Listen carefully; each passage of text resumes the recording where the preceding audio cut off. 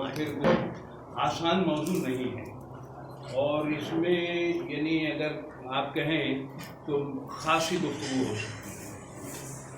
اور میں یہاں سے آغاز کروں اس بات کا کہ کل تک اگر ہم صحافت کی بات کرتے ہیں تو کل جو ہے صحافت ادب کی گود میں تھی، اور آج ادب جو ہے صحافت کی گود میں ہے۔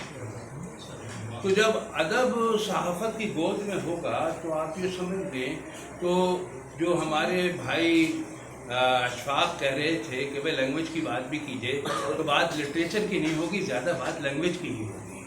اور اسی وجہ سے یقین کیجیے گا کہ جو بتایا جنگ پڑھنے کا جو عمل تھا، یعنی برطانوی جو صفحہ ہے وہ گھٹ گیا، اور وہاں کے بچے جو ہیں ان کے لیے انگریزی میں، لیکن اگر وہ عبد المجید سالک کا زمانہ ہوتا، غلام رسول مہر کا زمانہ ہوتا، تو وہ انگریزوں کو بھی اردو پڑھوا دیتے۔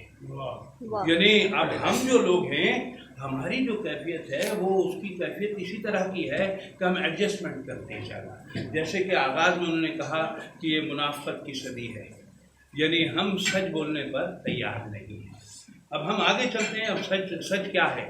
1862 کا جو سچ ہے وہ یہ سچ ہے کہ صاحب 25 کروڑ کی آبادی ہے تقریباً، اور 8 کروڑ 25 لاکھ اردو بولنے والے ہیں ہندوستان میں، اور 30 لاکھ ہندی ہیں اور 30 لاکھ سندھی ہیں۔